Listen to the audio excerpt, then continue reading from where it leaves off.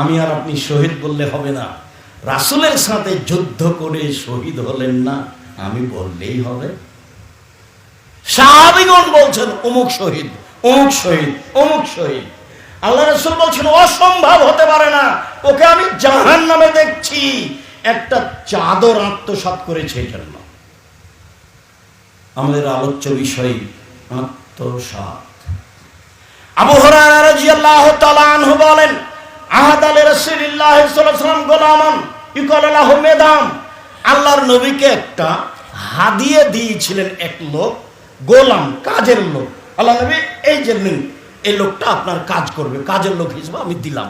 যেমন ভাবে আনাসের মা আনাসকে রাসূলের সামনে নিয়ে এসে বলছেন, আজ খোয়াই দে মোকা, এই যে আল্লাহ রাসূল, আনাস আপনার ছোট খাদেম, আপনি তার জন্য দোয়া করেন, ও তারা আপনার খিদমত করবে। তখন আল্লাহ রাসূল তার জন্য দোয়া করলেন।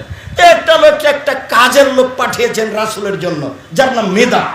তো কাজের লোক হিসেবে রাসূলুল্লাহ সাল্লাল্লাহু আলাইহি ওয়াসাল্লাম, ও কাজের লোক হিসেবে রাসূলের উটের উপরে হাওদাজটা বাঁধা চাঁদা করছে, ঠিকঠাক করছে, কর্ম তাই করছে।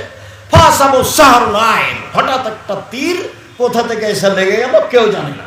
ফাকাতালাহু, তীরের কারণে লোকটা মারা গেল। ফাকালু হানিয়াল্লাহু জান, সাহাবগণ বলে উঠলেন ধন্যবাদ, ওহ তুমি রাসূলের কাজের লোক হওয়ার পরে মারা গেলে, তোমার জন্য জান্নাত, খুব ভালো কথা। তুমি রাসূলের গোলাম হওয়ার পরে মারা গেলে অজানা তীরে, তোমার জন্য জান্নাত। তখন আল্লাহ রাসূল বলছেন, কাল্লা, কখনো নহে, ওয়াল্লাযী নাফসি বিয়াদিহি, আমি আল্লাহ কসম করে বলছি, কখনো নহে, আমি আল্লাহ কসম করে বলছি, ইন্নাশ শামলাতা আখাদা ইয়াউমা খাইবারা মিনাল মাগানিম তুসবাল মাকাসিম, 10 সম্পদ হতে একটা চাদর চুরি করেছিল, যেটা ভাগ হয়নি। বন্টনের পূর্বেই একটা চাদর চুরি করেছিল, লা তাস্তারু আলাইহিন নার, এই চাদরটা তার উপরে জাহান্নামকে খেপিয়ে তুলেছে, এই চাদরটা তার উপরে জাহান্নামকে খেপিয়ে তুলেছে, এই চাদরটা জাহান্নামকে খেপিয়ে তুলেছে তার উপরে। ফলাম্মা সামিয়া যালিকা নাস জাবে সেরাকানা সেরাকায়নে, এই কথা শুনতেই সাহাবীগণ রাসূলের কাছে নিয়ে আসতে লাগলেন একটা জুতার ফিতে, 2টা জুতার ফিতে। আসলে জুতার ফিতে কি? একটা খেজুর, 2টা খেজুর। আসলে জুতার ফিতে খেজুর কি? 1 কেজি গম, 1 সা গম। আসলে জুতার ফিতে কি? একটা টিন। আসলে জুতার ফিতে কি? 10টা টাকা, 1টা টাকা। আমি দায়িত্বশীল, আমার মালিক আমাকে করেছে, সেখান থেকে আমি 10টা টাকা আত্মসাৎ করেছি। আমার মালিক আমাকে বাজার পাঠিয়েছে, 90 টাকা খরচ হয়েছে, 10 টাকা রেখে দিয়েছি।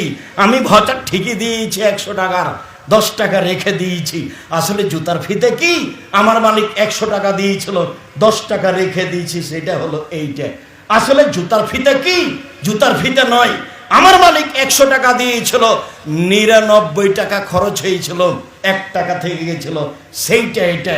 যখন সাহাবীগণ নিয়ে আসতে লাগলেন, তখন আল্লাহ রাসূল বললেন, সেরাকুন ফিন্নার ও সেরাকানে ফিন্নার, একটা জুতার ফিতে আত্মসাৎ করেছে যে সেও জাহান্নামে যাবে, 2টা জুতার ফিতে আত্মসাৎ করেছে যে সে জাহান্নামে যাবে, 1 ছটা গম আত্মসাৎ করেছে যে সে জাহান্নামে যাবে, জেনে শুনে 1 টাকা আত্মসাৎ করেছে যে সে জাহান্নামে যাবে।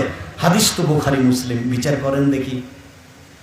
বুখারী মুসলিম মানে আম গাছে যার ধরতে ধরে না, অমাবস্যা রাতে চাঁদ উঠতে পারে উঠে না, শুয়ের ছিদ্র দিয়ে লাঙ্গলের ফল ঢুকতে পারে ঢুকে না, অসম্ভব কাজ।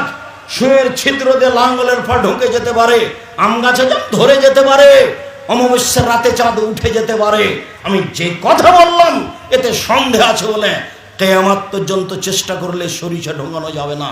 যা বলছি তাই থাকবে, তার নাম বুখারী মুসলিম।